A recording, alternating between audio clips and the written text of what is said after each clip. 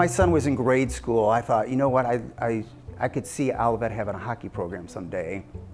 So it didn't really go anywhere, and it just, that resonated with me that, you know what, I think this could really happen if I just took it to the next step at Olivet.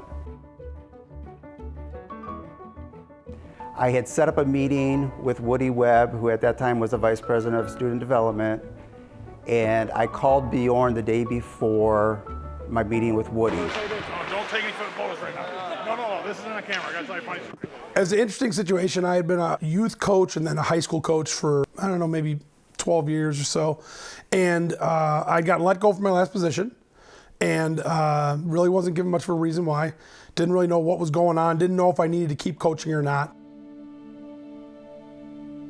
He wasn't asked back to coach by getting called from players that none of us knew that he wasn't going to coach again. And he had kind of made a commitment to these players. So that was very shocking. And then I watched him, he was depressed. He was very disappointed. Like, what in the world? I thought this is what God had for me.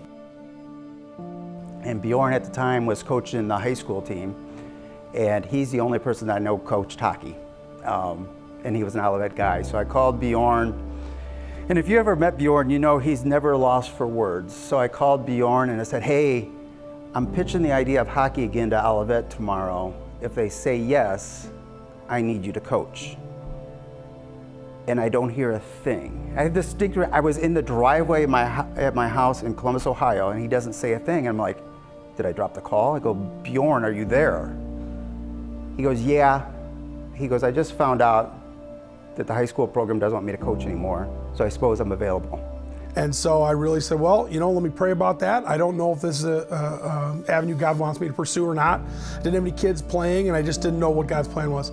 But as I prayed about it, I really felt like it was the right thing, and so jumped on board with that, and it's been just a huge blessing because coaching in the world, you're not as free to talk about God. Coaching at Olivet, I get to talk about it all the time, which is the greatest blessing. So it's been awesome. First, what was your first interaction with Coach? Oh, he's crazy, man. He's crazy. First time I met him, it was my visit to Olivet, and they were like, they said I was gonna be the hockey coach, so I'm expecting some tall guy in a suit, super professional, and I think he was wearing cargo shorts to his ankles and a bright green neon shirt. Yeah, he was awesome. I could tell right away that he was full of energy, he was full of life. I remember when we first had a conversation, he didn't understand the first question I asked him, which was about how academic leniency would work. And Jeff ended up stepping in and letting me know how that would work. But he just seemed like a very fun, lovable guy from the beginning. He cared really much about the team and the players that he had, but he also had a goal with winning in mind, but also outside of that, growing us as men outside the sport. He's a teacher and a coach, and when he coaches, he's teaching, and even when he's preaching, he's teaching. So I knew when our kids started playing and he wanted to coach, I knew that quickly this is a natural role for him. He prays for each of the players, but he has, this year has specific verses for them that he regularly prays over their life. No, I don't know if any coaches do that, let alone you'll never find a hockey coach that does that. And then when he'll meet with them, he'll talk very specifically about them. So I think that he's learned to be very much more intentional in showing his care. He's a great coach. He doesn't coach by yelling or getting in your face or degrading you. He knows everyone's potential and he wants the best from you. He's also a very calming presence because we can get into it in the game and get really aggressive, and he won't yell. He'll just sit you down, have a nice conversation with you, and tell you what you're doing right, tell you things you need to work on. So it's great. I wouldn't want to play for anyone else.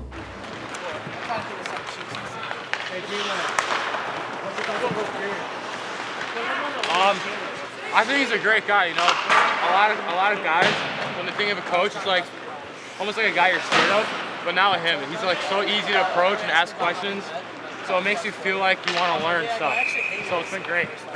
We're part of the ACHA, which is the American Collegiate Hockey Association. So there's some programs in the ACHA that are pretty much like club. They're student run. And it's a very costly sport. Ice time is usually anywhere from $350 to $450 an hour.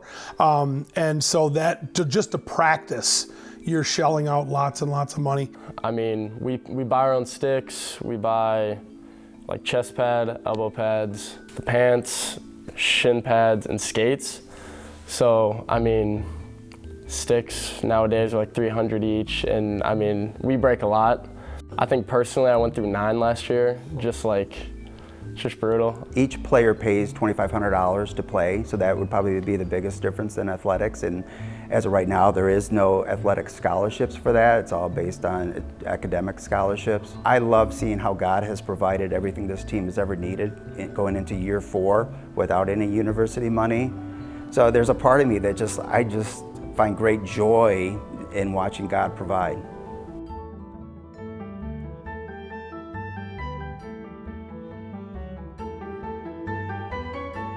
The first season was like treading water to hope that everyone makes it through the season not dead. I probably didn't sleep the night through for 6 months. We just didn't have enough players. And some guys were on the fence of coming, some guys weren't, we just couldn't get the commitment. Christian hockey at the college level is not a real big thing. Telling kids that you're not going to be able to party when they're hockey players, that's kind of a downer for the hockey guys out there. Was able to use a lot of relationships and go to guys that I had coached in high school and see if they wanted to come back and play. A lot of those guys did, and we got some bites from some other areas, and we were able to barely put a roster together for that first year. We had a core group of guys here in the community that I call them the founding fathers of ONU hockey. That they went through a really rough first season, as most programs do in their first year. And like every game was like a bloodbath, like injuries, people just getting destroyed, like losing a lot of games. Like we were getting beat like 18-0 at times, just because like we were a new team. Going to games and we would lose 18-2, but not like imploding or turning on each other, or going to a team when you're like that. Like I think we played ISU, we found out that they cut like 19 kids. So they cut more kids than were even on our bench. Like, oh, this isn't fair. But doing that and like having so many things stacked against you and then being able to stick together, I think it just made them develop maturity and also create such good culture. So the majority of the guys have been humble and coachable. So we've seen a tremendous development in them, not only skill-wise, but also character-wise.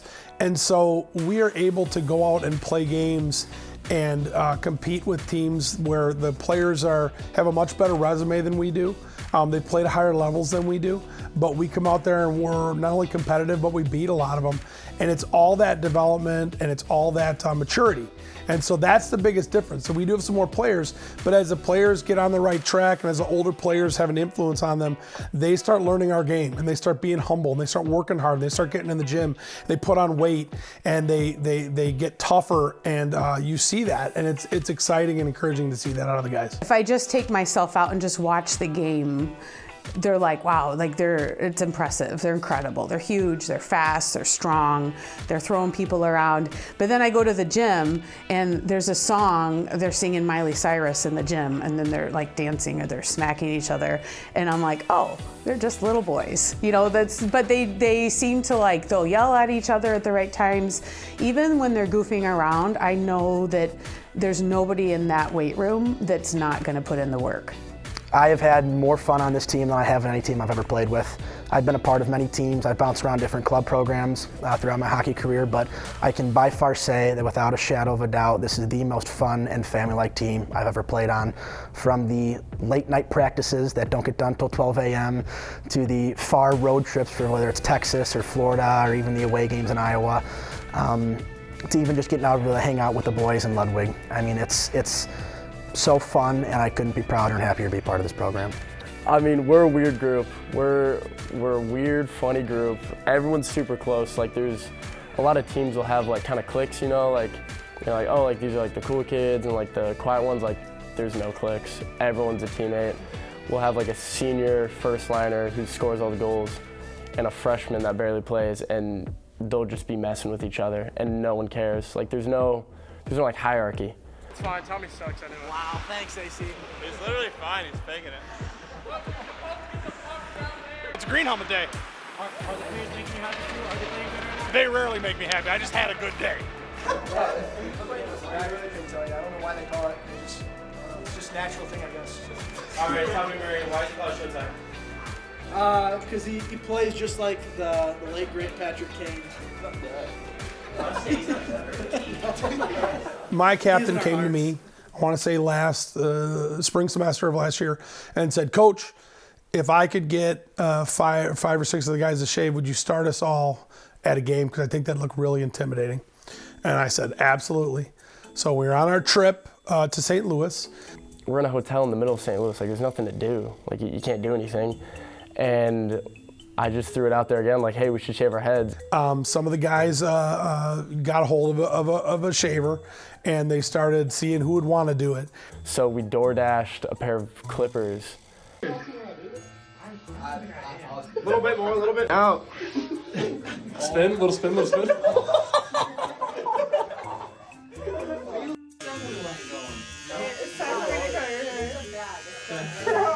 And shaved him bald. I mean, like no guard, shaved.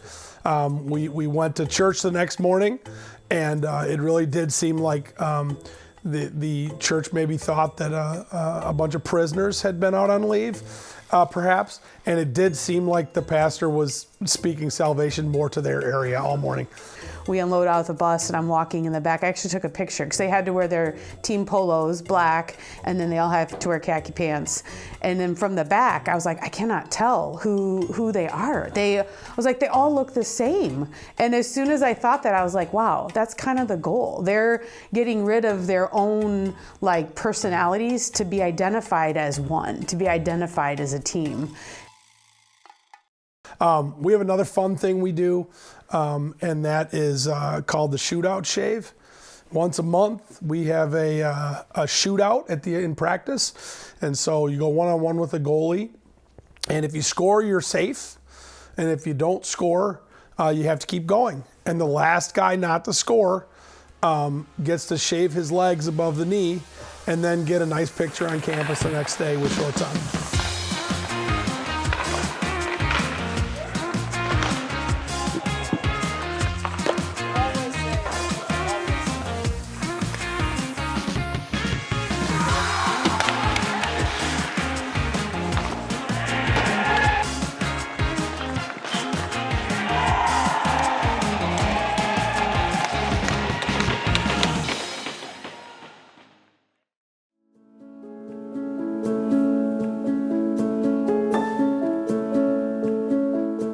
Hockey's a game at the end, and we've seen it with all of our kids. Even if you play at the college level, that comes to an end. But it seems to be, to me, especially true with males more than females, that like you can learn things in a sport that you really can't learn anywhere else. And I know that Bjorne is, if anything, like he can take a sport, take a thing of like a worldly thing and make it deeper. Like, this team's not all about me. It's about my players. It's about my assistant coach. It's about my wife. It's about Jeff. There's nothing about this team that's about me. This is about what God's doing, and we're all a part of it. Coach Bjorne, like, his two big pillars are like discipline and hard work.